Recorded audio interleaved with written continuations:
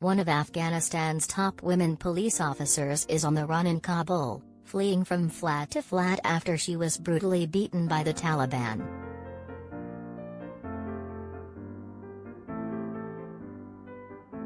Gulafroz Ebtekar, believed to be 34, had a meteoric rise to become deputy head of criminal investigations in Afghanistan.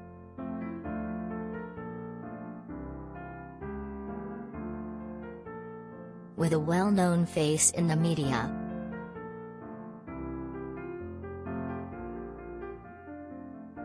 But now she is fighting for her life after being knocked to the ground by Taliban thugs, and fearing she faces death, she told Russian newspaper Moskovsky Komsomolets.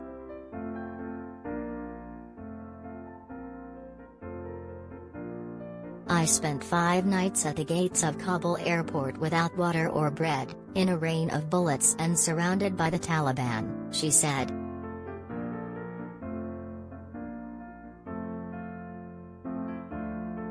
I witnessed the death of children and women.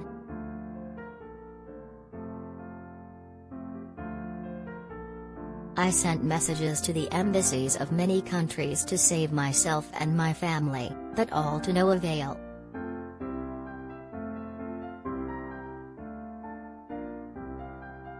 She now appears fatalistic about her chances with the Taliban on her trail.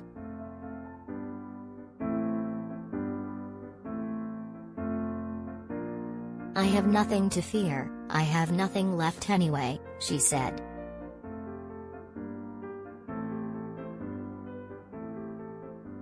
The policewoman told how in the Kabul chaos she found U.S. soldiers and believed they were helping her to fly abroad with her boyfriend and family members.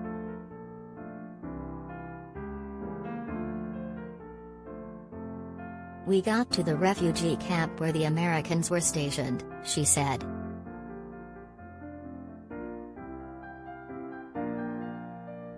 When the American soldiers were already near, I exhaled. I thought we were finally safe.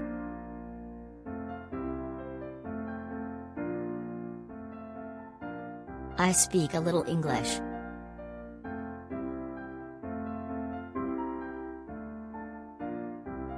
I explained that it was not safe for us to remain in Kabul.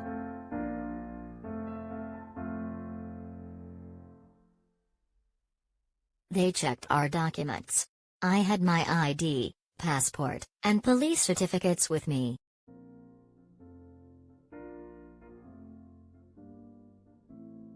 We were asked, "Where do you want to go?" I replied, "It doesn't matter, to a safe country where there is a chance we may survive."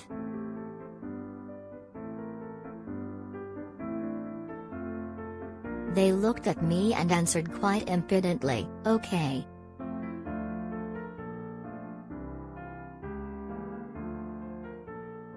And they asked one soldier to show us the way.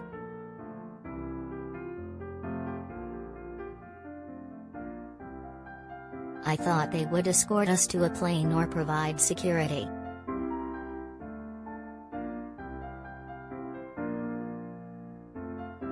They first escorted her to a crowded street where there was a terrorist attack, she said.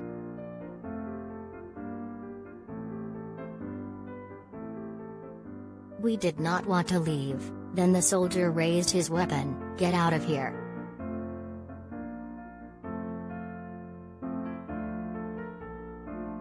So we went out onto the road. At that moment, I didn't want to live anymore.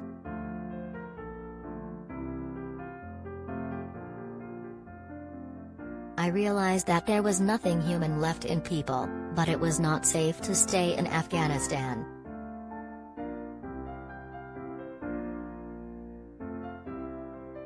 High-flying Gulafroz had studied for a master's degree at a top police academy in Russia, but the Moscow embassy also declined to help, evidently not wishing to upset the Taliban, telling her it was powerless because she did not have a Russian passport or residency.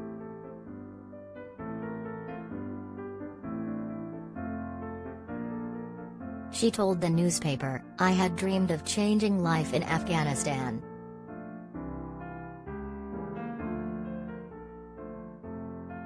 first of all, when it comes to women in the police. And I did it.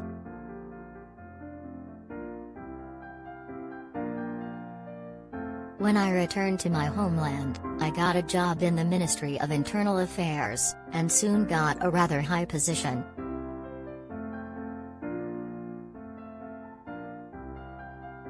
I became Deputy Chief for Criminal Investigations of the Ministry of Internal Affairs of Afghanistan.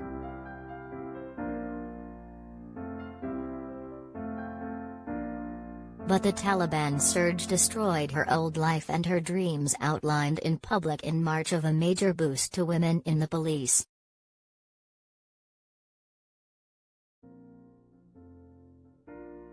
The situation changed in one day, she said.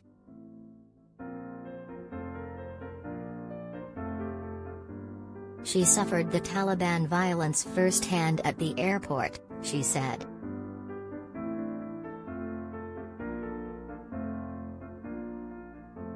Once she saw American soldiers hitting people, women and children, she said.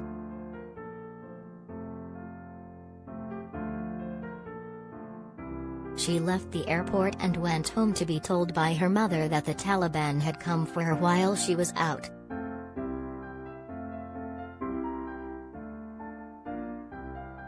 She moved to the first of 3 flats she has used to try and stay out of the hands of the zealots.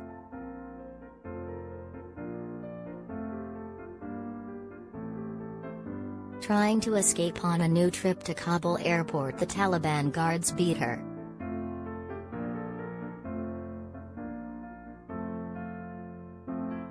All their words were accompanied by blows, she said.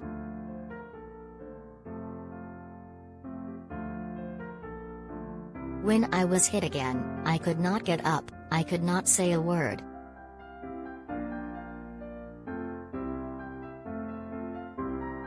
The Taliban acted like this: first they hit, then allowed you to move.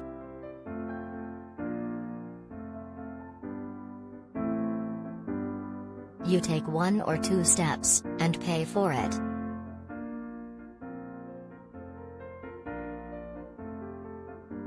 They beat me with fists, boots, weapons and even stones.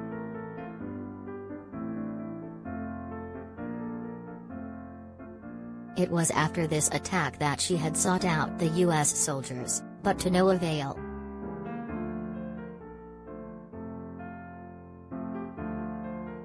Her former female colleagues in the police have asked her what's going to happen to us, but she has no answers.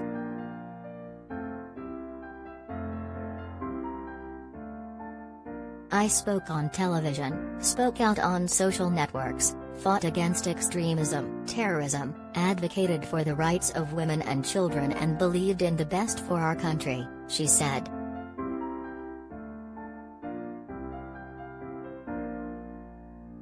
But my former life is gone. I cannot say what's next, how I can live and work.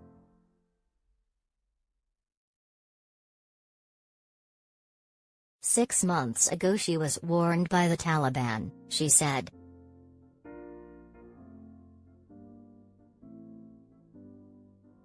The Taliban wrote me letters in which they said that I should not work in the police, that I had no right to declare about women's rights.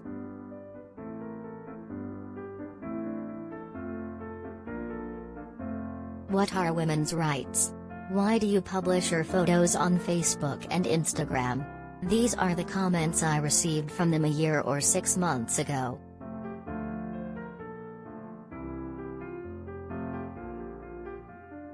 And now they are in power.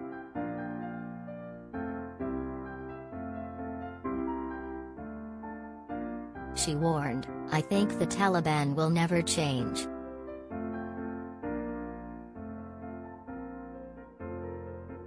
They will not agree for a woman to work, participate in public life, and be free.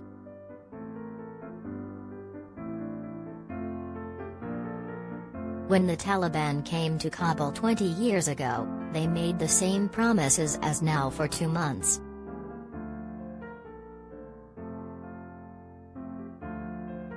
And then they created their own state, their own courts, beat and killed people.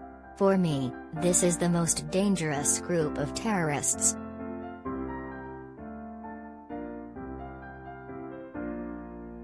Now my whole family is in great peril, every minute counts.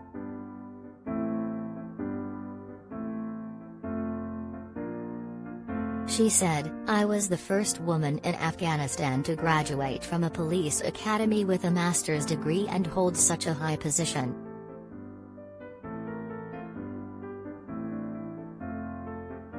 After me, about 4,000 Afghan women entered police universities.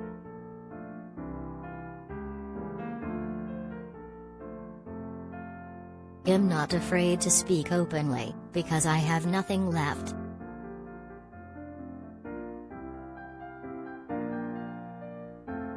The state of Afghanistan no longer exists, there is no freedom. All the time I fought to maintain a normal life in the country.